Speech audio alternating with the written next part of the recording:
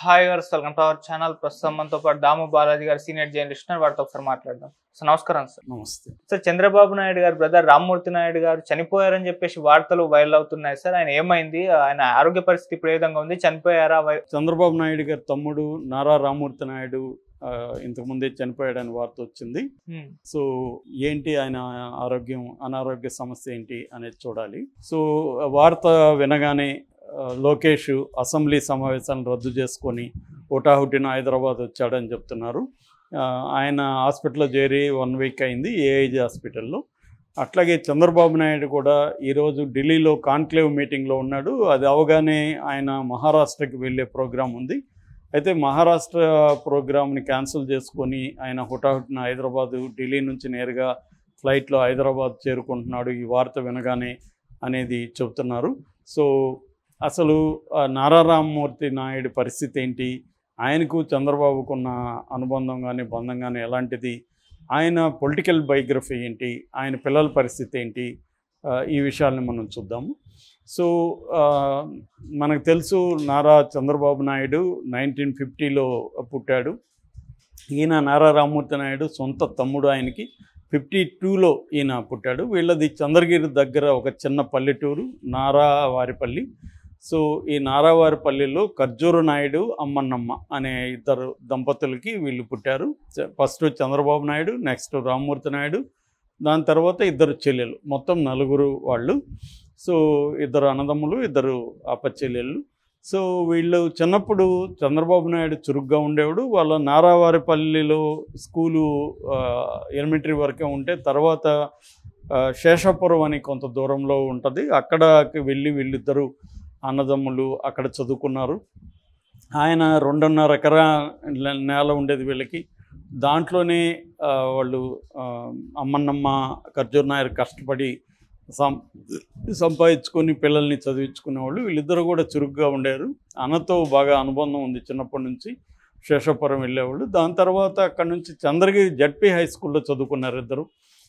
దాని తర్వాత Tirupati SV high school, దాని తర్వాత కాలేజీ, యూనివర్సిటీ. ఈయన యూనివర్సిటీ వరకు చంద్రబాబు నాయుడు ఎకనామిక్స్లో ఆయన డాక్టరేట్ తీసుకున్నారు. సో ఈయనకి ఏంటంటే అప్పుడు చిన్నప్పుడే 24 ఏళ్ళు 25 ఏళ్ళ వయసు ఉన్నప్పుడే గ్రామంలో ఉన్న యూత్నంతా సమీకరించి అభివృద్ధి కార్యక్రమాలు, రోడ్లు వేయడం, ఇలాంటి కార్యక్రమాలు చంద్రబాబు నాయుడు చేస్తే ఆయన వెన్నంటే ఉండేవాడు. రామ్మూర్తి నాయుడు కూడా తన అన్నమాట జవదాటకుండా అన్న ఆజ్ఞల మేరకే పనిచేస్తూ ఉండేవాడు. అలాగా ఈ అన్నదమ్ములు కలిసే పనిచేసేవాళ్ళు చిన్నప్పటి నుంచి కూడా. అయితే చంద్రబాబు నాయుడికి నాయకత్వ లక్షణాలు సహజంగానే ఉన్నాయి గ్రామంలో. ఆయన యూత్ లీడర్గా ఉండేవాడు. దాని తర్వాత ఆయన యూనివర్సిటీకి వచ్చినాక కూడా యూనివర్సిటీ స్టూడెంట్ పాలిటిక్స్లో యాక్టివ్గా ఉండేవాడు. అప్పుడే మన పెద్దిరెడ్డి రామచంద్రారెడ్డికి కూడా పడేది కాదు. అక్కడ అంటే ఏంటంటే కమ్మ రెడ్డి ఈ ఘర్షణ ఉండేది. ఎందుకంటే కడప నుంచి ఎక్కువ రెడ్లు తిరుపతి యూనివర్సిటీలో ఉండేవాళ్ళు. చిత్తూరు జిల్లాలో కానీ చుట్టుపక్కల జిల్లాల్లో ఉండే కమ్మ సెక్షన్ కూడా అక్కడ బలంగా ఉండేది. అందుకని కమ్మ రెడ్డి మధ్య అప్పుడే ఘర్షణలు జరిగేవి. కమ్మ వాళ్ళు ఎక్కువగా అప్పుడు తెలుగుదేశం లేదు కాబట్టి కొంతమంది కాంగ్రెస్లో ఉండేవాళ్ళు, కొంతమంది కమ్యూనిస్టు పార్టీలలో అంటే సిపిఐ, సిపిఎం పార్టీలు 64లో చీలిపోయినాయి. అంతకుముందు కమ్యూనిస్ట్ పార్టీ ఆఫ్ ఇండియా ఉన్నింది, అది 64లో communist party of India Marxist అనే సిపిఐ, సిపిఎం అని చీలిపోయింది. సిపిఐకి ఏమో ఏఎస్ఎఫ్ అనే స్టూడెంట్ వింగ్ ఉండేది, ఆల్ ఇండియా స్టూడెంట్ ఫెడరేషన్. సిపిఎంకేమో ఎస్ఎఫ్ఐ అని ఉండేది, స్టూడెంట్ ఫెడరేషన్ ఆఫ్ ఇండియా అని. ఈ రెండిట్లో కమ్మ సెక్షన్ ఉండేది, రెడ్డి సెక్షన్ కాంగ్రెస్లోనే ఎక్కువ ఉండేవాళ్ళు.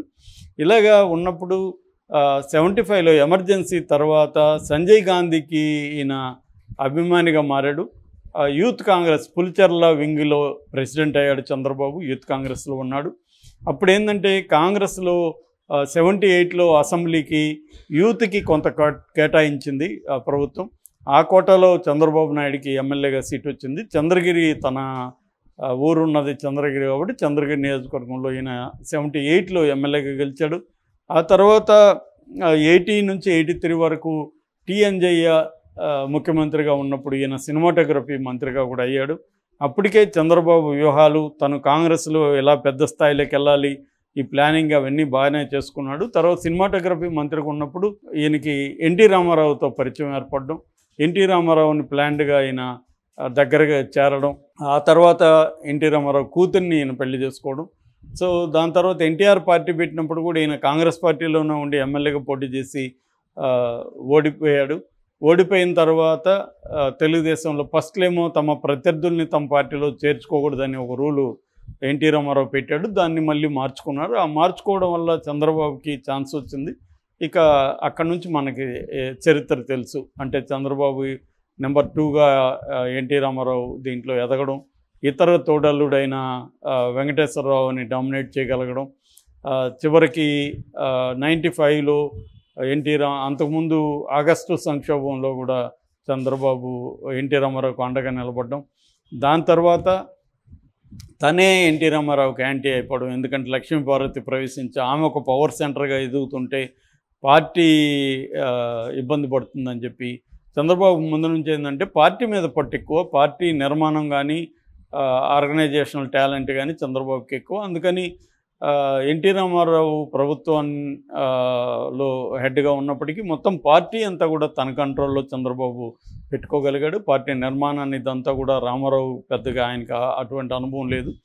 ఆయనకి కరిష్మా ఉంది ప్రజల్లో, ఆయన ఎమోషనల్గా ప్రజల తరపున అనేక నిర్ణయాలు, రాడికల్ నిర్ణయాలు తీసుకునేవాడు. కానీ గ్రౌండ్ లెవెల్లో చంద్రబాబు పట్టుంది, అలాగే చంద్రబాబు ఎదిగాడు. ఈ క్రమంలో రామ్మూర్తి నాయుడు కూడా రాజకీయాల్లోకి రావడం, ఆ తర్వాత 94 నుంచి 99 వరకు చంద్రగిరి నుంచి రామ్మూర్తి నాయుడు పార్టీలో ఎమ్మెల్యేగా పనిచేశాడు. అయితే ఆ తర్వాత వీళ్ళిద్దరి మధ్య విభేదాలు రావడం, రామ్మూర్తి నాయుడు 2003 ప్రాంతంలో కాంగ్రెస్లో చేరి సోనియా గాంధీ సమక్షంలో ఢిల్లీలో కాంగ్రెస్లో చేరాడు.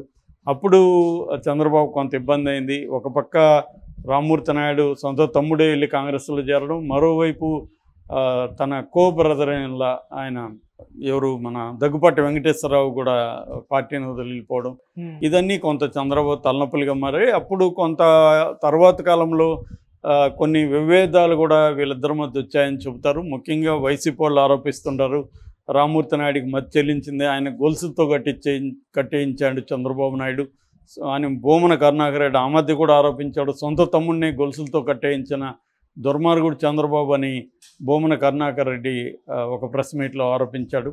ఏదేమైనా వీళ్ళిద్దరి మధ్య విభేదాలు వచ్చాయని చెప్తారు. దాని తర్వాత మళ్ళీ సర్దుకున్నాయి.